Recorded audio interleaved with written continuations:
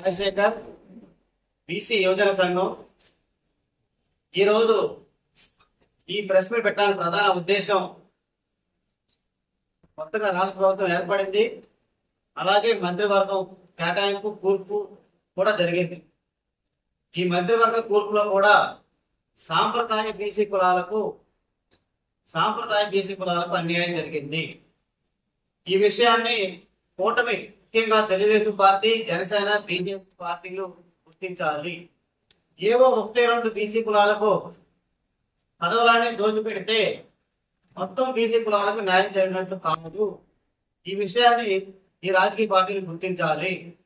అంతేకాదు మరొక విషయం, ఈరోజు జనసేన పార్టీ బీసీ కులాలకు పెద్ద ఎత్తున అండగా ఉన్నాం, మేము బీసీల కోసం పాటుపడతామని చెప్పిన జనసేన పార్టీ ఈరోజు మొత్తం 21 సీట్లలో 11 సీట్లు తన సొంత సామాజిక వర్గానికి కాపు కులస్తులకు కేటాయించుకుంది. ఇవి పోను మంత్రివర్గం నుంచి జనసేన పార్టీ ముగ్గురు ప్రతిపాదిస్తే ముగ్గురు కూడా ఇద్దరు కాపు సమాజానికి చెందిన వారు కాక, పవన్ కళ్యాణ్, దుర్గేష్ కాపు సమాజానికి చెందిన వారు కాక, రాజన్న మనోహర్ గారు కమ్మ సమాజానికి చెందిన వారు. అంటే జనసేన పార్టీలో ఎమ్మెల్యేలు గెలిచిన ముగ్గురు అభ్యర్థులు, బీసీ ముగ్గురు అభ్యర్థులు కూడా మంత్రివర్గానికి లేదా మంత్రి పదవి చేయడానికి అర్హులు కాదా? బీసీలు మంత్రులుగా పనిచేయరా? మంత్రి పదవి చేయడారా? అందరినీ ప్రశ్నించే పవన్ కళ్యాణ్ గారిని మేము ప్రశ్నిస్తున్నాము. మీ మంత్రివర్గం నుండి బీసీని ఎందుకు మీరు నామినేట్ చేయలేదు? అందరినీ కాపుల్ని, కమ్మల్ని ఎందుకు ప్రమోట్ చేస్తున్నారు? ఇది కుల వ్యవస్థ కాదా? సామాజిక అన్యాయం కాదా? దీనికి పవన్ కళ్యాణ్ గారి సమాధానం చెప్పాలి.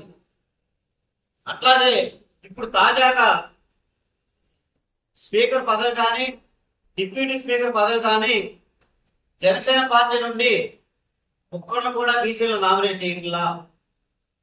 అంటే మీరు గమనించాలి, కులం ఉన్నది ఈ పార్టీలకి. ఈ పార్టీలు తన సొంత కులాలను ప్రమోట్ చేసుకుంటున్న విషయాన్ని మేము బహిర్గతం చేస్తుంటే మమ్మల్ని కులవాదులుగా చూస్తున్నారు. ఇవాళ డిప్యూటీ స్పీకర్ గా లోకం మాధవి బ్రాహ్మణ సమాజం చెందిన ఆమె, పంతం మానాది కాపు, వారిని ఎందుకు ప్రమోట్ చేయాలని చూస్తున్నారు? ఎందుకు డిప్యూటీ స్పీకర్ గా జనసేన పార్టీలో ఉన్న బీసీ కులాలను ఎందుకు మీరు ప్రమోట్ చేయరు? ఇది కుల వ్యవస్థ కాదా? బీసీ కులాలను అణచివేయాలన్న ధోరణి కాదా? జనసేన పార్టీ బీసీలకు ఎంత చిత్తశుద్ధి ఉందో మీరు ప్రకటించాలి. ఇప్పటికే తెలుగుదేశం పార్టీ అగ్ర కులాలకు, కమ్మ కులస్తులకు కావచ్చు, రెడ్లకు కావచ్చు, కాపులకు కావచ్చు, బీసీ ముసుగులో సాంప్రదాయ బీసీ అగ్ర కులాలకు పెద్ద ఎత్తున తెలుగుదేశం పార్టీ టికెట్లు కేటాయించింది.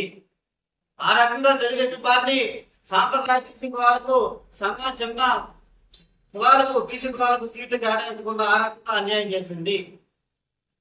ఈ విషయంలో కూడా కూటమి ఈ విషయం మీద స్పందించాలి.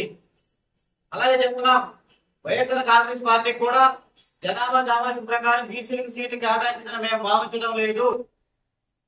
అన్ని పార్టీలు కూడా కలిసి ఒకే ఎజెండాతో బీసీలకు అన్యాయం చేస్తున్నాయి.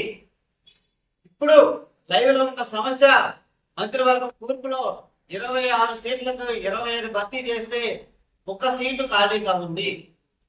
అది జనసేన పార్టీ బీసీలకు ఎందుకు కేటాయించదు? ఈ విషయంలో తక్షణమే జనసేన పార్టీ స్పందించాలి. జనసేన పార్టీ అధినేత పవన్ కళ్యాణ్ గారు స్పందించాలి. బీసీలను ఎందుకు మంత్రివర్గం తీసుకోవట్లేదో ఆయన విస్తృత ప్రజానీకానికి వివరించాలి.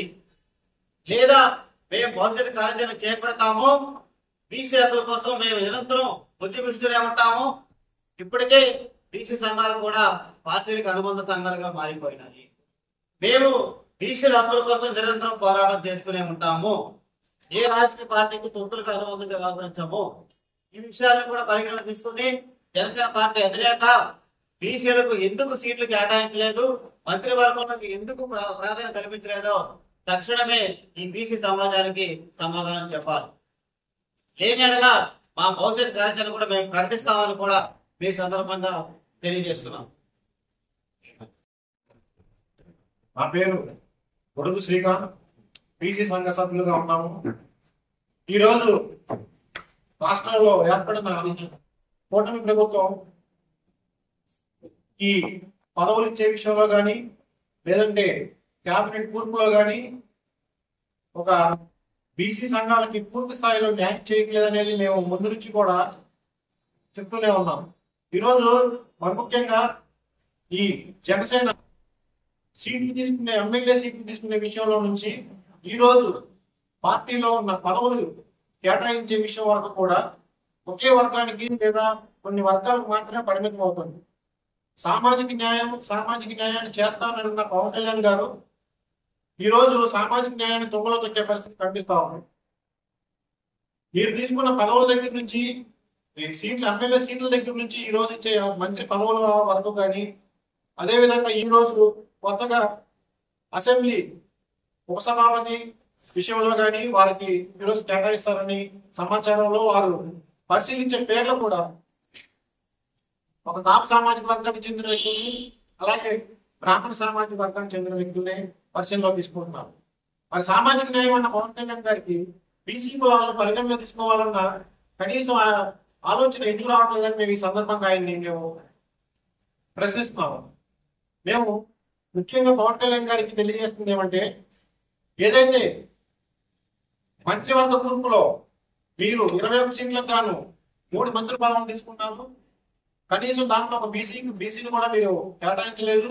అట్లానే రేపు ఒక అసెంబ్లీ స్పీకర్ విషయంలో కూడా మీకు వచ్చే అవకాశాన్ని మీరు మరొకసారి అగ్ర కులాలకే మీరు కట్టబెడుతున్న పరిస్థితిని మేము పూర్తిగా మాకు మింగుడుపడలేదు. మేము దాన్ని పూర్తిగా వ్యతిరేకిస్తున్నాం.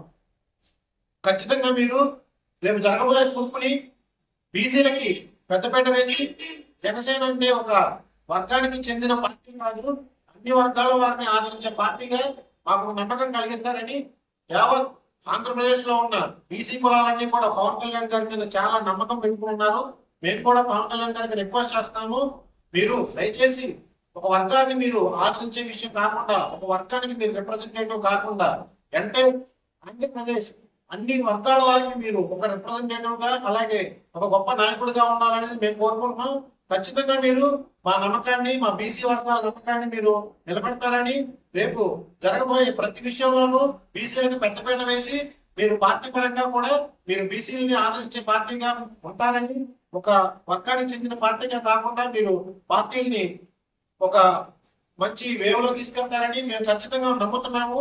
అందుకని పవన్ కళ్యాణ్ గారికి మేము విజ్ఞప్తి చేస్తున్నాము, దయచేసి మీరు రేపు జరగబోయే ప్రతి పార్టీలో పదవుల విషయంలో కూడా మీరు ఒకసారి పునరాలోచన చేసి ఖచ్చితంగా బీసీ సోదరులకు మీరు అండగా నిలబడతారని మేము ఈ సందర్భంగా మిమ్మల్ని విజ్ఞప్తి చేస్తున్నాం.